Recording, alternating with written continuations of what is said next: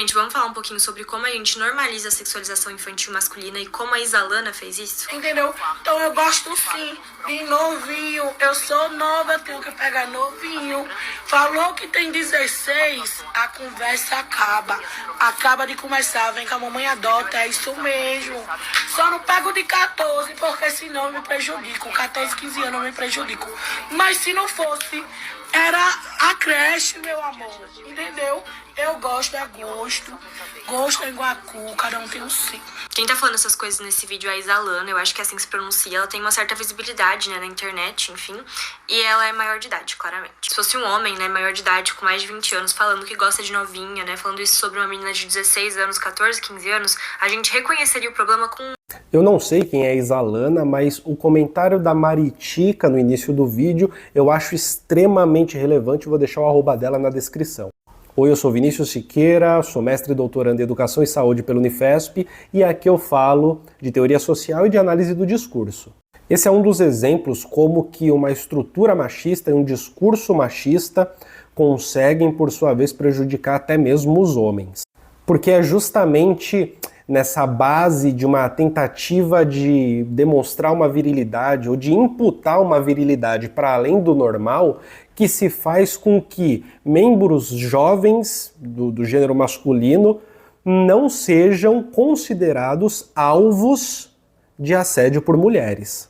Porque convenhamos, aquilo que foi dito no início do vídeo, independentemente de quem disse, faz parte de uma cultura específica em que se por acaso o menino tiver uma oportunidade sexual, isso vai ser entendido sempre com a palavra que eu acabei de usar, como uma oportunidade e nunca como um assédio. Claro, se tratando de uma parada heterossexual e por aí vai.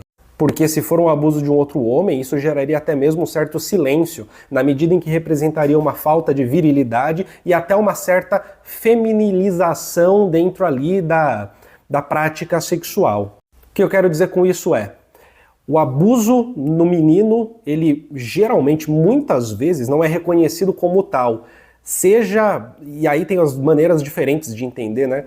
Quando é com uma mulher, é uma oportunidade, né? E aí você vai num vídeo daquele tipo e nos comentários você vai ver coisas do tipo, nossa, que sortudo, né? Você vê vídeos, você vê notícias, por exemplo, de moças que abusaram de garotos no ensino médio. E aí mostra a foto da moça e nos comentários os rapazes dizendo ah, que pena que eu saí da escola. E aí se é um cara que abusa de um moleque, de um menino, por sua vez, a pecha que fica é de que o menino seria homossexual, é de que o menino seria gay, é de que ele não teria a virilidade necessária para ser um homem, é que depois do abuso ele seria tabu, estaria rotulado ali como um objeto tabu. Existe inclusive um exemplo clássico, né, que é o do tio, do pai que leva o filho de 15 anos, 14 anos para ir num cabaré para perder a virgindade, mesmo sem saber, sem querer, sem escolher, simplesmente vai lá e vira homem.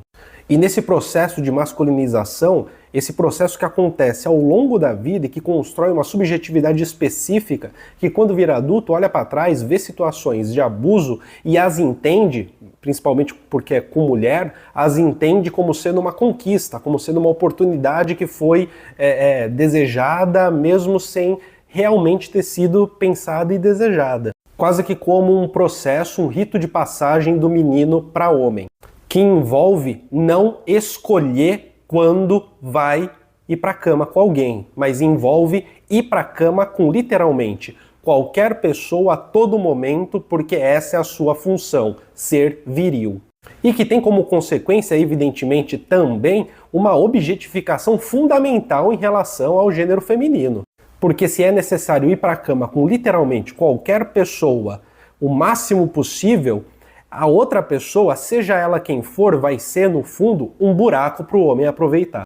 Uma das coisas mais bizarras é estar numa rodinha de conversa com alguns amigos, colegas, conhecidos, que têm menos olhar crítico sobre as coisas e perceber alguém narrando com certo orgulho e com certo prazer uma situação que claramente, que objetivamente é de abuso. Ou de, pelo menos, um constrangimento intenso, em que qualquer pessoa racional, qualquer pessoa minimamente autônoma ali, que não tivesse inserida em processos de masculinidade tão fortes, simplesmente diria, não, eu não vou entrar nessa situação. E é óbvio que esse ideal do homem, né, que é sempre viril, ele acontece como um processo de subjetivação para os homens, ou seja, os homens incorporam a tentativa de buscar esse ideal, mas ao mesmo tempo acontece como um alvo nos olhos das mulheres. Porque também não é incomum ver mulheres reforçando esse ideal, essa ideia do homem ultra viril, que a oportunidade ela tem que ser sempre agarrada. E que o não, ele não é possível. O não significa que você é homossexual, por exemplo. E você percebe um efeito que acontece de um jeito em que, numa só tacada, você tem uma relação desigual entre gêneros, numa só tacada você tem uma afirmação de o que é um papel de gênero para cada um, numa só tacada você tem também a afirmação da homofobia como uma possibilidade de construir a identidade do homem de verdade e, ao mesmo tempo, uma possibilidade de se criar uma relação de violência com quem não seria esse homem de verdade. E, acima de tudo, essa ilusão de que o jogo é assim que tem que ser jogado, ele é desse jeito e sempre será desse jeito. Muitas vezes, o jogo tá ali para ser jogado, ele é assim que tem que ser jogado e vai causar algum tipo de sofrimento não jogar esse jogo. Mas percebe que talvez o problema seja o próprio jogo e não exatamente a necessidade de se adequar ao jogo?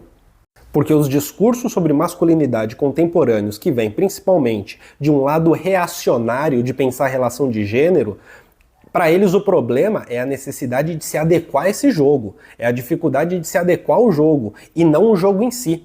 Não é o jogo em si. É por isso que normalmente vão encontrar problemas no sexo feminino, vão encontrar problemas na vida difícil do homem que não consegue atingir uma certa expectativa, não consegue ter dinheiro, por isso não tem mulher, e vai ir por esse caminho meio red pilado da vida. Mas a gente compreende que o problema é um pouco mais embaixo, ele está justamente no passo anterior à coisa. Tudo bem?